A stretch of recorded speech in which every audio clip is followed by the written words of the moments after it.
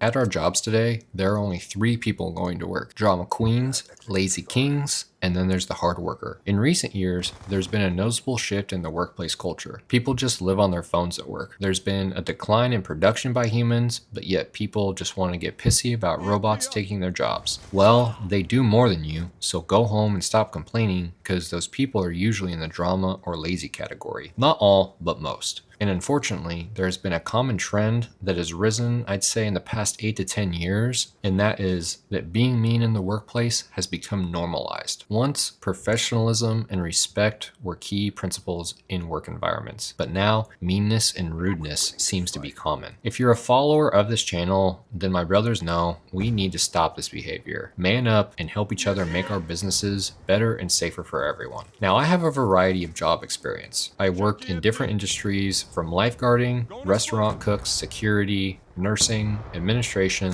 sales, auto detailing, moving furniture, lawn care, and all that stuff. Most jobs suffered from bad management and the lack of professionalism, but some were laid back and helped me progress more in my life by either allowing me to get homework done while I worked or literally kept food in my belly. Common problems are challenges with job logistics and communication about what needs to be done in a job. Issues with temporary agencies not providing clear direction for their jobs, leading to a confused and poor work performance, is happening more and more. An example is that this is very common in healthcare. They are always very understaffed everywhere, and outside agencies have to come in and fill shifts. Since these employees that are coming in don't know everything, then they stand a large chance of hurting other people's workflow and the business workflow. This usually leads to a lack in professionalism in entry-level jobs. This lack of communication and job logistics usually leads to the lack of professionalism in entry-level jobs. Coworkers in entry-level positions often backstab, slack off, and avoid taking responsibility of things. Management seems disengaged with them, which usually causes low morale and frustration in departments. The job environment feels very unprofessional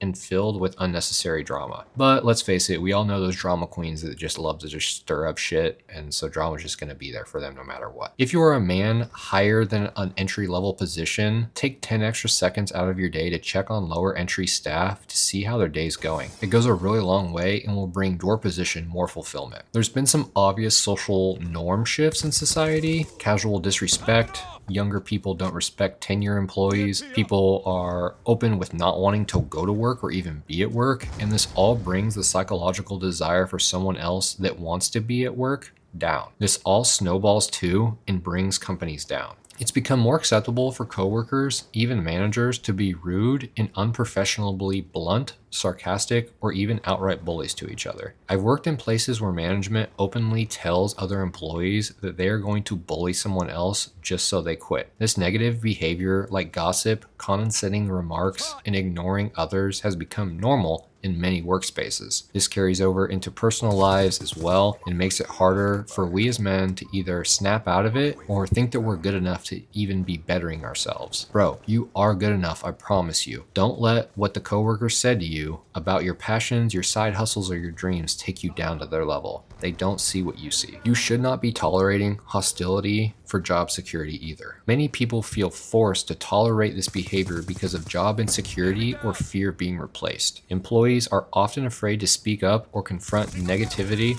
because of potential consequences. This isn't just unhealthy, but it's very unlawful as well. I have extensive HR experience when I was an administrator, and I want you to know that it's okay to always go and talk to your HR representative and let them know what's going on, like what you're going through. It can help you and other employees in the future when it comes time for a company to questionably terminate that bully employee. Now let's talk about toxic work environment. Workplaces have shifted from being spaces of collaboration to literal battlegrounds, like freaking Nuketown domination back in the day, with everyone just shooting nuke tubes at each other. Freaking crazy, bro. This often manifests as passive-aggressive behavior, bullying, and sets each other up for failure. Luckily for me, I have worked in very professional places and haven't seen anything of this magnitude, but I know it's out there from others I've talked to, and it's really sad. I want to touch now on the impact of power dynamics. Managers and higher ups sometimes set this tone for negativity, with their behavior trickling down to the rest of a team. The hierarchy structure may encourage power plays where employees with more authority feel justified in being disrespected disrespectful to lower employees. Now, a big topic that I hear from a lot of other industries is that there's a lack of consequences in the workforce these days. In some workplaces, there's no real accountability for mean-spirited actions,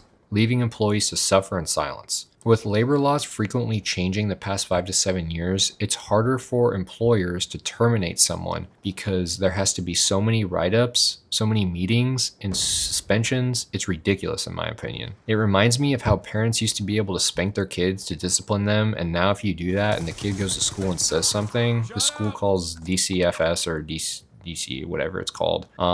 And they're going to show up and potentially take the kids away. I grew up that way, and I turned out to be an above average male in this day and age. HR departments may also dismiss complaints or be failing to address the issues these days, causing the toxic work environment to just thrive unchecked. I think a lot of this is normalized through social media and pop culture. Mean behavior has become glorified in the media. Social media platforms can amplify workplace drama, make negativity seem like a part of normal professional life. So be a stoic man and stay out of the drama department. Keep your head down, keep working on yourself and your craft. Now, let's talk about burnout, because I know we've all been there before. I come from a professional healthcare background, so I see and felt the burnout through the industry firsthand. Constant exposure to negativity leads to emotional exhaustion, stress, and burnout, reducing overall productivity and morale. Employees may feel demoralized and disconnected, leading to a high turnover rate for people simply going through the motions.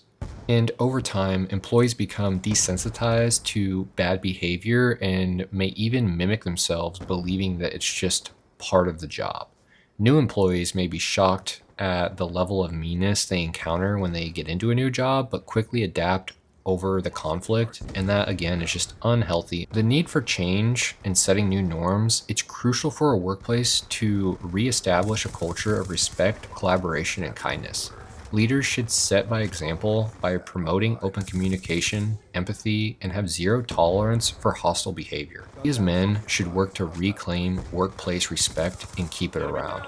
Bro, I don't care if you clean toilets at a McDonald's or you're a GM of a Lamborghini dealership. You can make a difference in your workplace for the better. Please be positive, check in on others, and do things without having to be told. As the workplace evolves, we must push back against the normalization of meanness and demand for better environments.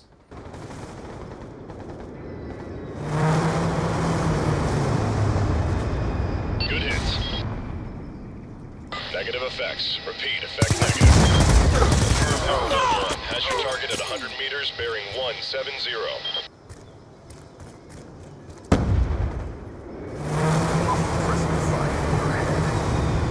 Good hits. Proof for immediate re-attack. To confirm. Ember 1-1 is visual friendlies and tally target.